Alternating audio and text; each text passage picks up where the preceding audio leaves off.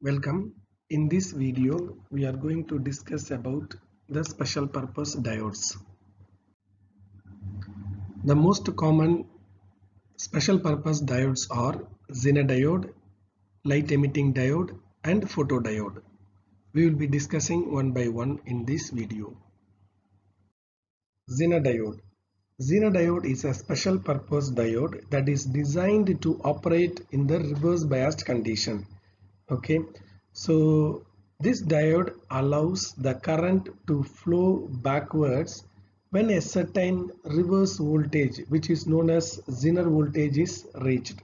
Okay, but the general purpose diodes that is not designed to operate in the reverse bias condition. Okay, the general purpose diodes are designed to operate in the forward bias condition. All right, so this Zener diode, okay, is a special diode which provides protection to circuit from over voltage, particularly from electrostatic discharge. Okay, this is the symbol of Zener diode.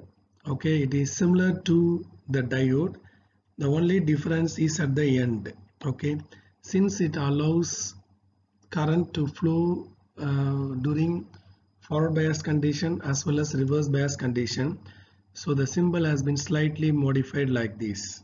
Okay, so it can allow current, it allows the flow of current from anode to cathode as well as from cathode to anode. Okay, and this is the real Zener diode, and the cathode, there will be a mark here, and that mark, that black color shade, indicates the cathode. The other end is the anode. Okay, so anode means it is a positive terminal, cathode means negative terminal, and this is the structure of the Zener diode. And here you can see it is also a PN junction diode. The only difference is that it has thin depletion region. Okay, the depletion region is very thin, whereas in normal PN junction diode it will be thick. Okay, and the next difference is that this Zener diode is heavily doped. Okay, so during the manufacturing of this diode, the doping will be very high, and that cause a narrow depletion region. Okay, working of Zener diode. Okay, so during forward bias condition, it operates like an ordinary PN junction diode. Okay, so that means, for example, if the PN junction diode is made up of silicon, then at 0.7 it starts to conduct. Okay, if it is made up of germanium, then at 0.3 is the 0.3 is the barrier potential, and it starts conducting from 0.3. Okay, so during forward bias condition, it acts as a normal PN junction diode. During reverse bias condition, it works similar to the PN junction diode up to certain point. Okay, so when it is reverse biased, no current flows through the Zener diode.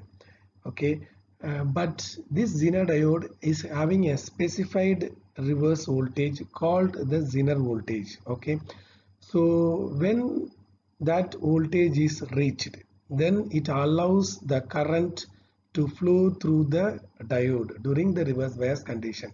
So that is the difference between the PN junction diode and the Zener diode. Okay, so the difference is that this Zener diode is having a specified voltage during reverse bias condition, and when that voltage is reached, it allows the current to flow during the reverse bias condition. Okay, so that is the difference, and that voltage is called a Zener voltage, and it is denoted by Vz. Okay, there are two breakdown areas. One is the avalanche breakdown, and another one is the Zener breakdown. Okay, Zener breakdown exists in Zener diode. Okay, whereas avalanche breakdown exists in the PN junction diode or the ordinary standard diode. Okay, and this avalanche breakdown, okay, it occurs because of the collision of electrons inside the PN junction. Okay, whereas the Zener breakdown occurs because of the heavy electric field, okay, inside the junction. All right, so the avalanche breakdown occurs in the thick region, okay, because in PN junction diode the region is very thick, whereas Zener breakdown occurs in the thin region, because in Zener diode the region is very thin, okay, whereas the avalanche breakdown, after avalanche breakdown, the junction of the diode will not regain its original position. Okay, that is why in PN junction diode, once this avalanche breakdown occurs, then we cannot use the diode.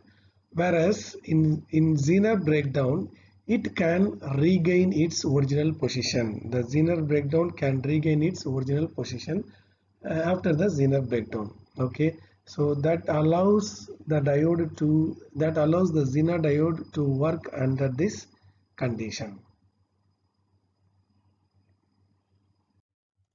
So this is the VI characteristics of Zener diode, and this is the VI characteristics of PN junction diode. For comparative analysis, we are having both the characteristics. Okay, so during the forward bias condition, here you can see the PN junction diode and the Zener diode characteristics are same. Okay, the barrier potential is 0.7. Here also the barrier potential is 0.7 if it is silicon. All right, but the difference is in the reverse bias condition.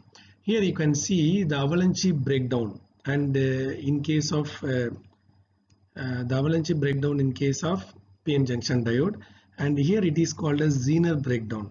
Okay, so the avalanche breakdown, after avalanche breakdown we cannot use the diode. Okay, whereas here there is a region, okay, and in this region it can operate. Okay, so this is the reverse breakdown region after Zener breakdown, and this Zener diode can operate in this region. All right, normally the Zener breakdown voltage is approximately 5 volt. Okay, and if it is above 5 or 6 volt, then the avalanche breakdown occurs. Okay, so this 5 volt is approximate value. In some Zener diode the voltage will be 6. Okay, all right. So here you can see the equivalent circuit of Zener diode in ideal condition as well as practical condition. Okay, so the Zener diode, the main purpose of Zener diode is to operate in reverse bias condition. So therefore the reverse bias is there, and it acts like a battery. Therefore here you can have the battery symbol, and the battery voltage should be equal to the Zener voltage. Okay, then only it acts, it operates in the reverse bias condition. All right, so that is how it is. But in case of practical condition, we have to consider the Zener impedance. Okay, in practical condition the impedance should be calculated, and therefore this battery is connected in series with the impedance, and the Zener voltage will be the combination of both the battery as well as the drop in the Zener impedance. Okay, and to calculate the Zener impedance, the formula is the change in voltage, Zener voltage, over the change in Zener current. Okay, is like the Ohm's law. Okay, voltage by current. So change in voltage over change in current gives the Zener impedance. So these are the applications of Zener voltage. It is commonly used as voltage reference device, voltage regulator, and it is also used for switching purpose. Then for security circuits, okay, secure in order to secure from over voltage. Then it is also used in other electronic devices like mobile phone, laptops, computers, and so on. All right, so the most important purpose is the voltage reference device. Okay, for example, if the Zener voltage is 10 volt, okay, then if you operate in the reverse bias condition, it gives the constant voltage of 10 volt, no matter even the input voltage varies up to 50 volt, it gives a constant voltage of 10 volt. So that is why it is used as voltage reference device. Let's see a simple tutorial, simple problem. calculate the Zener impedance if the Zener voltage changes 100 millivolt for 20 milliamps change in Zener current. This is the question. So how will you calculate the Zener impedance? So the formula for Zener diode for Zener impedance is Z is equal to change in Zener voltage to the change in Zener current. Okay, so simply substitute the value and we will get the output. Okay, so 100 millivolt over 20 milliamps is equal to 5 ohm. Okay, so the Zener impedance is 5 ohms. LED means light emitting diode. Okay, so LED is a special purpose diode that emits light when the current flows through it. Okay, normally in PN junction the current flows when the junction is forward biased. Okay, so we can say that LED is a PN junction diode that emits light when it is forward biased. Okay, so this is the symbol of LED. So you can see it is similar to PN junction diode. The only added symbol is this arrow because of the nature of emitting light. Okay, and this is the LED which is available in the market, and here you can see the anode terminal and the cathode terminal.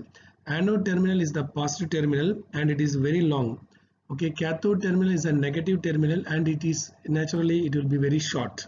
Okay, and this junction is protected by a hard transparent plastic epoxy shell. Okay, this is the epoxy lens or shell which is used to protect this junction from the external environment. So in case of general purpose PN junction diode, when it is forward biased, electron cross the PN junction from N-type material and the recombination takes place at the P-type material. Okay, during the recombination, the electrons release energy in the form of light and heat. Okay, but in normal PN junction diodes, which is made up of silicon and germanium, this light cannot be visible because those silicon and germanium does not have any direct gap, okay, to release this light. Whereas the materials such as gallium arsenide phosphide, gallium phosphide, silicon carbide, gallium indium nitride have direct gaps that release energy in the form of light. So the concept is very simple. So the PN junction diode should be made up of any of these material and it should not be made up of silicon and germanium. Then the diode can act as an LED. This table shows the materials that are used in the wavelength to exhibit different colors like red, amber, yellow, green, blue, ultraviolet, infrared. So these are the colors emitted by the materials when they are used in this wavelength. Applications of LED. There are enormous applications of LED, starting from indicator lamp. Okay, 7-segment LED displays. Then in the clock also you can see the LED display. Then traffic light signals with LED. Then automotive lighting with LED, that is indicator lighting. Okay, then LED signboard is there. Then it is also used for general lighting purpose, and there are many other applications of LED which cannot be limited in this slide. Photodiode is a special purpose PN junction diode that produces current when the junction is exposed to radiation, light or photon. Okay, it is also called as photosensor, photodetector and light detector. Okay, and this is the symbol of photodiode. It is a two-terminal device, and one terminal is anode, that is the positive terminal, and the other terminal is cathode, that is the negative terminal. And it looks similar to the PN junction diode. The only difference is the arrow. We have to insert or add arrows striking the diode. Okay, this is because it is symbolically indicating that it receives or it consumes light energy to produce electricity.